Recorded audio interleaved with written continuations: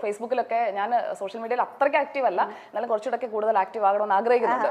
അപ്പോൾ നിങ്ങളുടെയൊക്കെ ആയാലും വീഡിയോസിന്റെ ഒക്കെ കട്ട്സ് ഒക്കെ വരുമല്ലോ, മൈൽ സ്റ്റോൺ മേക്കേഴ്സിന്റെ ആയാലും ഒക്കെ കട്ട്സ് വരും, അല്ലെങ്കിൽ മറ്റ് ഇതിന്റെയൊക്കെ കട്ട്സ് വരും, അതിനിടയിലൊക്കെ കമന്റ്സ് വരും. അതുപോലെ തന്നെ ഞങ്ങളുടെ ഈ മീറ്റ് ദ എഡിറ്റേഴ്സ്, അതാണല്ലോ ഇപ്പൊ ചർച്ചാ വിഷയം. ഇപ്പൊ എന്നെ വിളിക്കാനുള്ള ഒരു കാരണം അതാണല്ലോ. അപ്പൊ അതിലെ എന്തെങ്കിലും ഒന്ന് അറിയാതെ പറഞ്ഞു പോയി, അതെങ്ങാനും അബദ്ധത്തിൽ തഗ്ഗായി പോയി കഴിഞ്ഞാൽ, അങ്ങനെയല്ലേ നിങ്ങൾ പറയുന്നത്, തഗ്ഗ്. അപ്പൊ അങ്ങനെ തഗ്ഗായി പോയി കഴിഞ്ഞാൽ പിന്നെ അങ്ങ് എടുത്തിട്ടങ്ങ് ട്രോളന്മാർക്ക് ചാകര എന്ന് പറഞ്ഞു വീണ്ടും അവളെത്തി എന്നുള്ള മട്ടിലാണല്ലോ. അപ്പോൾ അങ്ങനെയൊക്കെയുള്ള കാര്യങ്ങൾ അതൊക്കെ എന്ന് പറഞ്ഞു കഴിഞ്ഞാൽ കുറച്ച് പേർക്കെങ്കിലും നമ്മൾ പറയുന്നതിൽ, അതായത് ചിലതൊക്കെ വളരെ സീരിയസ് ആയിട്ട് ഞാൻ പറയുന്നതായിരിക്കും, അതും ചിലപ്പോൾ തമാശയാവും, പക്ഷെ അത് കുറച്ച് പേർക്ക് സന്തോഷം വരുന്നുണ്ട്. ഇപ്പൊ ഇരുന്ന് ഇന്റർവ്യൂ ചെയ്യുന്നതിന് ഇത്രയും ചിരിച്ചില്ലേ, അപ്പൊ അത് നമ്മൾ ആ ഒരു സംഭാഷണത്തിൽ ആ ഒരു വൈബ് വന്നുകൊണ്ടാണ്. അപ്പൊ ആ ഒരു വൈബ് നമുക്ക് കൊടുക്കാൻ പറ്റില്ല. നമുക്ക് ചുറ്റുമുള്ള ആളുകളെ നമുക്ക് ചിരിപ്പിക്കാൻ പറ്റുന്നുണ്ടെങ്കിൽ നമ്മുടെ ജീവിതത്തിൽ വിജയിച്ചു എന്നാണ് ഞാൻ അങ്ങനെ വിശ്വസിക്കുന്നത്. യൂഷ്വലി നമ്മൾ ജേർണലിസ്റ്റ്, നമ്മളിപ്പോൾ എന്റർടൈൻമെന്റ് ആങ്കർ, ന്യൂസ് ജേർണലിസ്റ്റ് വേറെ തന്നെ ഒരു കാറ്റഗറി തന്നെയാണ് പോകുന്നത്. ജേർണലിസ്റ്റുകൾ പൊതുവെ വളരെ സീരിയസ് ആയിട്ട് നിന്ന് ഇനിയിപ്പോ ചിരി വരുന്ന സിറ്റുവേഷൻ ആണെങ്കിൽ പോലും ചിരിക്കില്ല. അതാണ് ഇപ്പൊ ആ ഒരു സ്റ്റൈലൊക്കെ മാറി കാര്യമായിട്ട് ചിരിക്കുന്നുണ്ട്.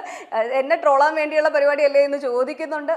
ഈ ഒരു നിങ്ങൾ തമ്മിലുള്ളൊരു കാറ്റ് ഫൈറ്റ് എന്ന് നമുക്ക് പറയാൻ പറ്റില്ല, കാരണം ആണും പെണ്ണും ആയതുകൊണ്ട് കാറ്റ് ഫൈറ്റ്. ഡോക്ടർ അരുൺ, ഞങ്ങൾ ടോം ആൻഡ് ജെറി ആ ഒരു ഗിവ് ആൻഡ് ടേക്ക് ഉണ്ട്. രണ്ടുപേരും വളരെ സീരിയസ് ആയിട്ടുള്ള ഓപ്പോസിറ്റ്, രണ്ടുപേരുടെയും പേഴ്സണൽ ആയിട്ടുള്ള പൊളിറ്റിക്കൽ സാധനങ്ങൾ അതിനകത്ത് വരുന്നുണ്ട്. രണ്ടുപേരും ഒരു സ്ഥാപനത്തിൽ വർക്ക് ചെയ്യുന്നുണ്ട്. പക്ഷെ എഗെയിൻ അത് കണ്ടു നിൽക്കുന്ന ആൾക്കാർക്ക് ഭയങ്കര രസകരമായിട്ട് തോന്നാറുണ്ട്.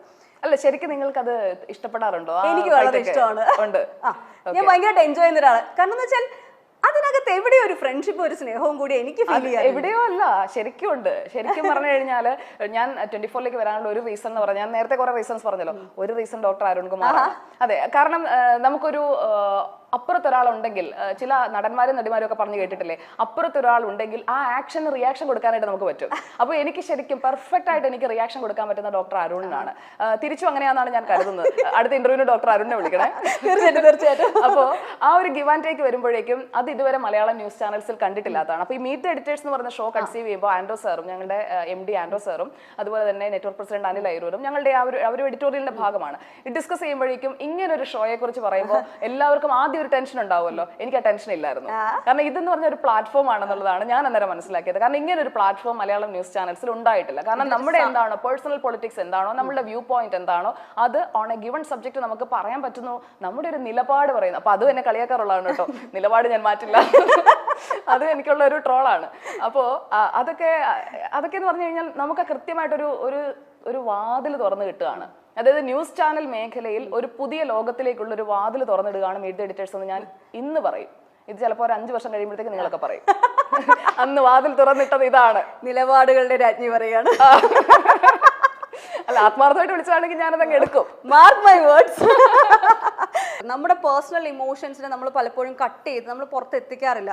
ഒരു ദേഷ്യം വന്നു കഴിഞ്ഞാൽ നമ്മൾ ഓക്കെ, സങ്കടം വന്നു കഴിഞ്ഞാലും കടിച്ചമർത്തുക, സന്തോഷം ഓവറായിട്ട് സന്തോഷം വന്നാലും ഭയങ്കരമായിട്ട് ചിരിക്കാതെ വളരെ ലൈറ്റായിട്ട് മാത്രം ചെറുതായിട്ടൊരു ചിരിയിൽ ഒതുക്കി പോകാൻ ശ്രമിക്കാറുണ്ട്. ഈ ജോലിയിലുള്ള നമ്മുടെ ഒരു അങ്ങനെ ആവണം എന്നൊരു തെറ്റിദ്ധാരണ അങ്ങനെയാണ്. അങ്ങനെ ഒരു തെറ്റിദ്ധാരണയിലാണ്. പക്ഷെ ഭയങ്കരമായിട്ട് ഞാൻ ഞെട്ടിപ്പോയത് ഉമ്മൻചാണ്ടി സാറിനെ മരണ സമയത്ത് സുജയ കരയുന്ന